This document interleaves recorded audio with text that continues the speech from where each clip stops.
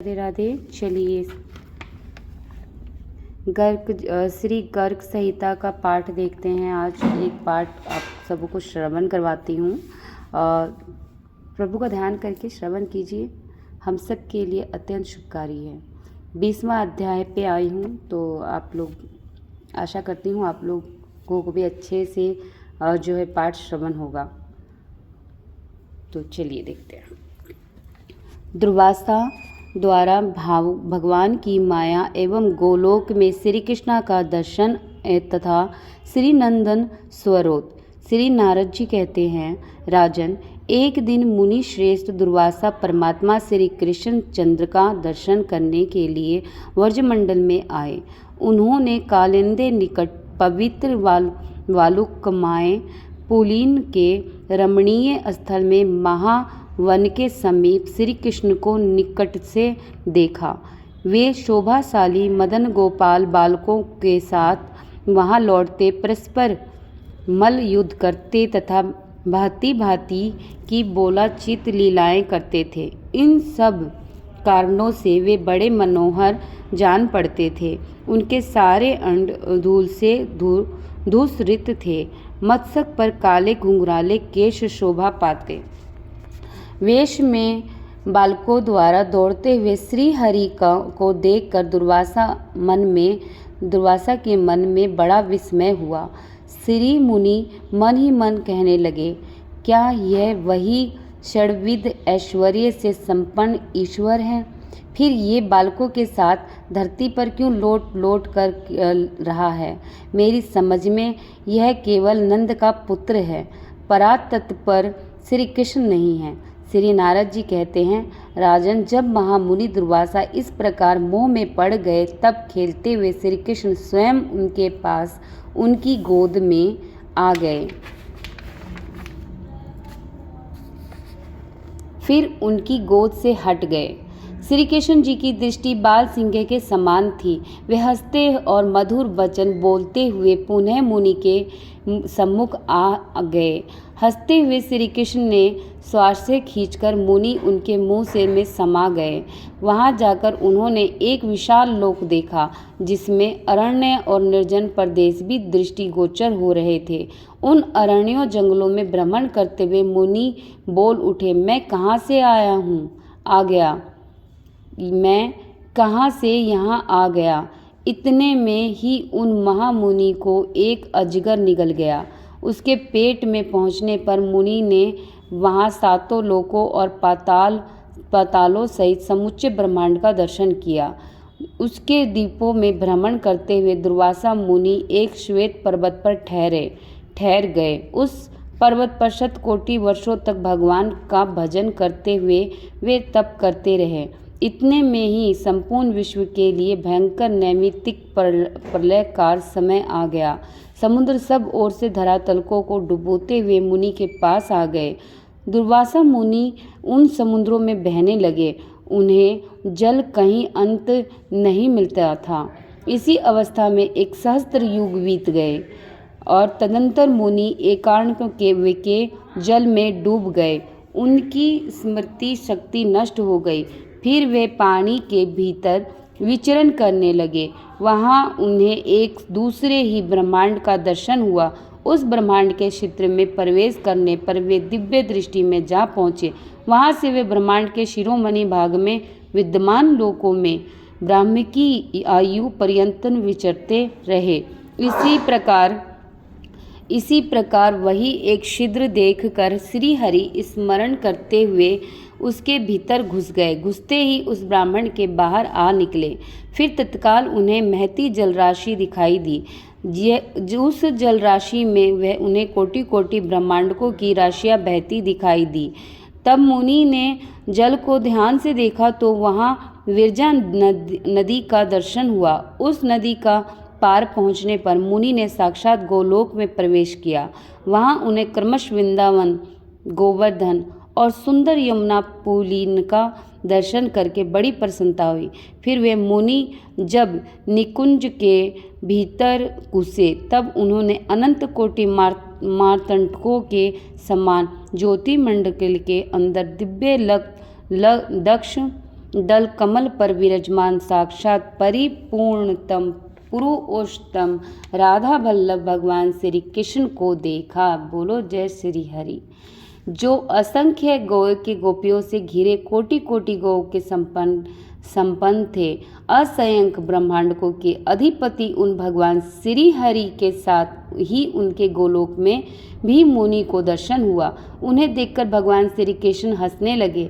हंसते समय उनके श्वास से खींचकर दुर्वासा मुनि उनके मुंह के भीतर पहुंच गए। उस मुख से पुनः बाहर निकलने पर उन्होंने उन्हीं बाल स्वरूपधारी श्री नंदन को देखा तो कालिंद के निकटवर्ती पुण्य वालुकामय रमण स्थली में बालकों के साथ विचर कर रहे थे। महावन में श्री कृष्ण का उस रूप में दर्शन करके दुर्वासा मुनि को समझ गए कि ये श्री कृष्ण साक्षात परमपिता परमेश्वर पर ब्रह्मा हैं। फिर तो उन्होंने श्री नंद को बारंबार नमस्कार कर हाथ जोड़कर कहा। श्री मुनि बोले, जिनके नेत्र नूतन विकसित शतदल कमल के समान विशाल हैं, उधर बिंबा पहलकी अरुमणि को तिरस्कृत करने वाले हैं तथा श्री सज्जल जलधारी की श्याम मनोहर कांति के छीने लेते हैं, जिनके मुख पर मंद मुस्कान कानी दिव्य छटा छा रही है तथा जो सुंदर मधुर मंद गति से चल रहे हैं, उन बालस्यावस्था विलसित मनोज्ञ श्री नंद को मैं मन से प्रणाम करता हूँ, जिनके चरणों में मंजीर और निपुर झंझकृत हो रहे हैं।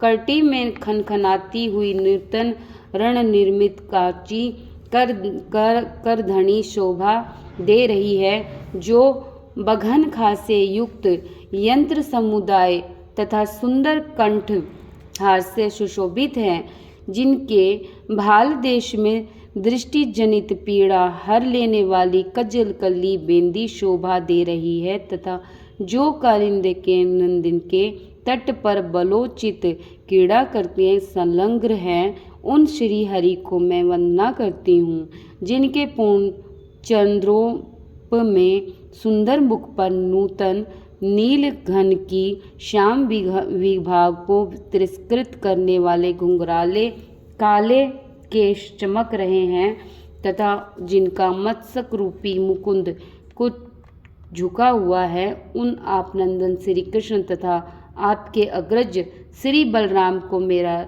बारंबार नमस्कार है। जो प्रातः काल उठकर उस श्री नंदन स्रोत का पाठ करता है, उसके नेत्रों के समक्ष श्री नंदन सानंद प्रकट होते हैं। श्री नारद जी कहते हैं, इस प्रकार श्री कृष्ण को प्रणाम करके मुनि शिरोमणि दुर्वासा इन्हीं का ध्यान और जप करते हुए उत्तर में बद्रिका आश्रमी की ओर चले गए। श्री गर्ग कहते हैं, शौनक, इस प्रकार देवर्षि महात्मा नारद ने बुद्धिमान राजा बाहुलशको को भगवान श्री कृष्ण चरित सुनाया। ब्रह्मांड व सब अब मैंने तुमसे यह सुनाया। भगवान सुयश कलिकलुष का विनाश करने वाला, धर्म अर्थ काम मोक्ष चारों पदार्थों को देने वाला तथा दिव्य लोक लतीफ के हैं। अब तुम और क्या सुनना चाहते हो?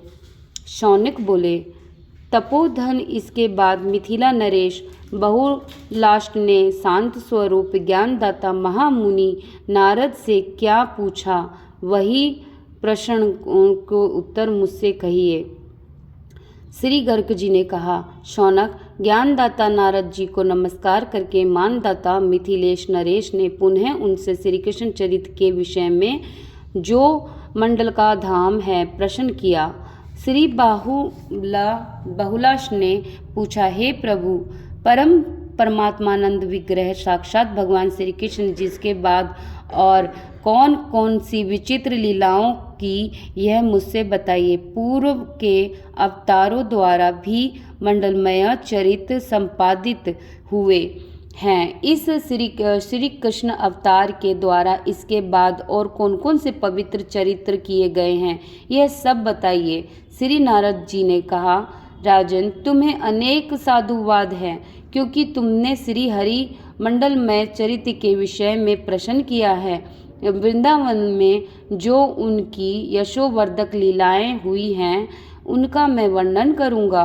यह गोलोक खंड अत्यंत गोपनीय और परम अद्भुत है। गोलोक के रास मंडल में साक्षात श्री कृष्ण ने इसका वर्णन किया था। इसे श्री कृष्ण ने निकुंज में राधिका को सुनाया था और श्री राधा ने मुझे इसका ज्ञान प्रदान किया था। फिर मैंने तुमको यह सब सुना दिया। यह गोलोक के खंडका का वृत्तांत संपूर्ण पदार्थों को देने वाला उत्कृष्ट साधन है। यदि ब्राह्मण इसका पाठ करता है तो वह संपूर्ण शास्त्रों के अर्थ का ज्ञाता होता है।